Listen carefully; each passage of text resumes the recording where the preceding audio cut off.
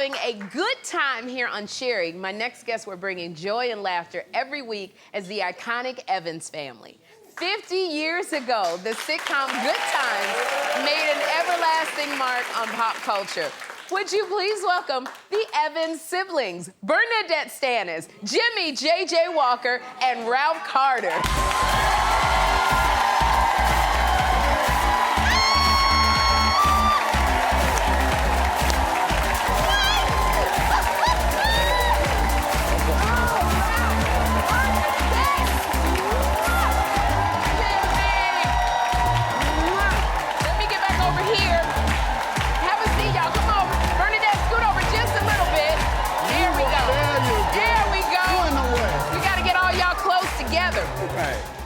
Oh my goodness, can y'all believe this?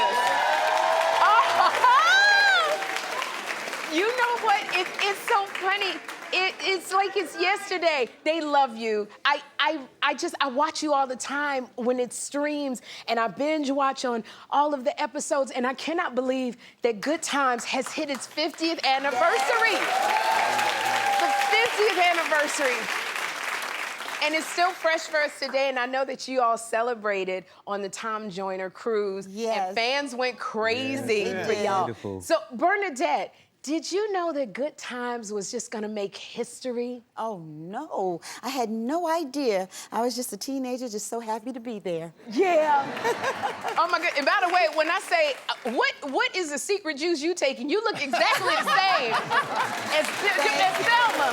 Thank you. Exactly the same. Thank you.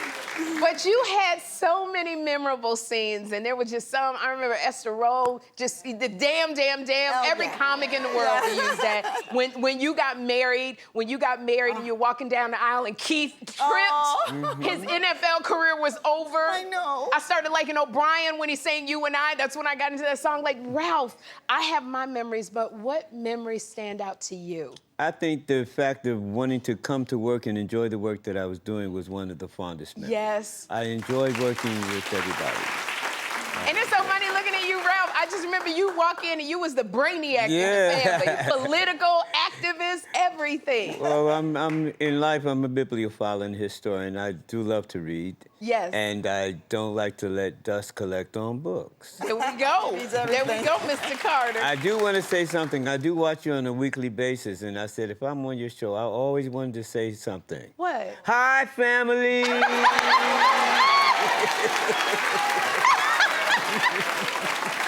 Oh my God, that means so much to me. Thank you for that. Now, Jimmie, we loved you as JJ. You was the oldest.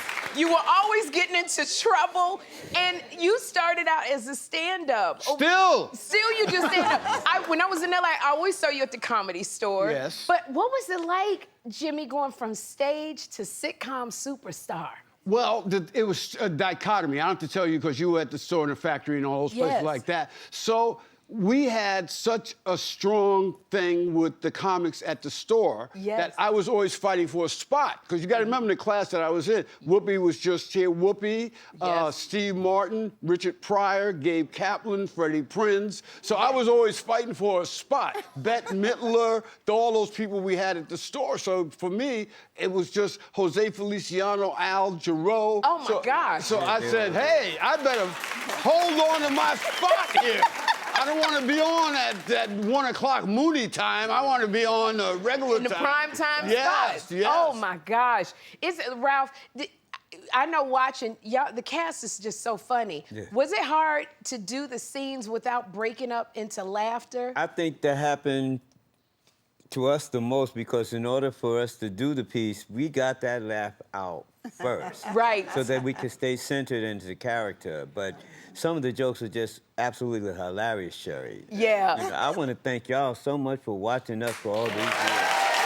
Thank you very much. Thank you. Why do you think,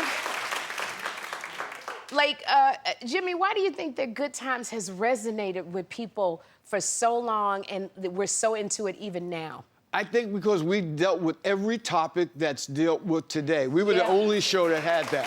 Yeah. And we were able to get away with it. Nowadays, because of political correctness, they would have been stuffed down and everybody would have gone crazy and everything like that. But Norman was that kind of guy. Wanted to do all the topics, whatever was happening, he did everything. And they all resonate now. I don't think there's a topic that we didn't do that's today. Right, that hasn't been touched. Exactly. And it's just like, and it was always, I think, the love. Do you think, Bernadette, like you always had that love no matter what? No matter what. We give that to Esther. She set the stage for that love, you know? Yeah. Yeah, and so, you know, that's what we did. And we were like a real family for so many people. Yeah. Yeah. And you stayed family because you celebrated your birthday, was it a couple years ago, and you and Ralph were together when you celebrated the birthday. December 22nd. December 22nd. Y'all got to say. Where y'all did that from? When y'all was dancing. Look at this. Look at these two right here. I love it that you still, and I remember one cast member that I didn't even say, that we were both there, was Janet Jackson. We were at her concert, Ralph. Fun, right? We had so much fun at Janet's concert. On your backhand side. And I remember when I would watch Penny on your show, and she was with Lona's, daughter, and it was so much fun watching Penny with you. But you still keep in touch with Janet? Oh yes, yeah. we She is keep an in touch with her. extraordinarily wonderful woman. I think that because we were the closest in age, Yes. I had the most quality time spending with her. So, Yeah. like I protect Bernadette, because both of us were from Brownsville, Brooklyn. Shout out to Brownsville. Shout out to Fort Greene, my home. But we've always gotten along. I think that's the chemistry that we decided to have, to get along and to maintain. All close to Janet. Yeah. Y'all close to Janet. I let nobody mess with them. Yeah, and I love that. And I know that Netflix recently rebooted Good Times, Bernadette. How you feeling about the reboot of the Good Times? Well, the animation was quite different than what I had expected. Right. You know, they said it was going to be a couple of generations ahead, our children, our grandchildren. So that was okay. And Jimmie and I did a tiny little part on there because we thought it was going to be, you know, something else. And so we did it. My character's Peaches on there. And it was cute. Now, when I saw the trailer, that was a different thing. Yeah. It was totally different because, you know, 2 generations, we were so positive. I was going to be a doctor. Jimmie was going to be a famous painter. He was going to be a mayor or a judge. Yes. And when we actually saw what the second generation and the third generation, grandkids, was going to be, it was nothing like what we expected. Oh, okay.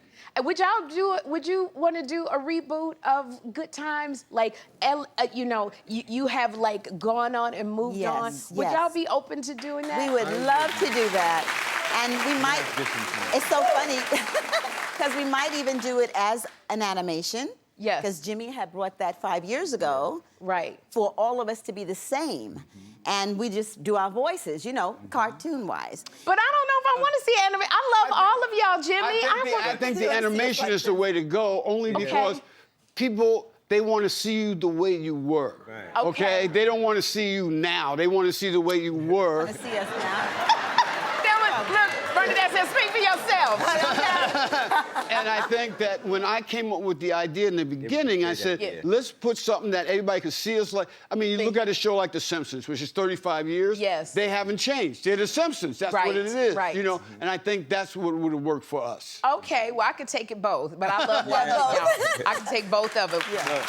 And Ralph? Well, and from my perspective, from my point of view, I believe in going forward as opposed to going back. Although I'm grateful that Good Times is relevant and not a relic. Yes. So that we were able to communicate again with massive amounts of people. And again, going to work was a labor of love in many cases for me. And now, like, even the young folks are knowing who you are. And one thing, Bernadette, I can't even leave without asking you this.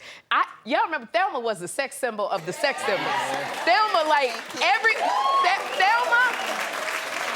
and your name is Bernadette, but Thelma walked in there with them hips, those thighs. She had all of the curves, that afro. Like, How did you feel knowing you were like a sex symbol?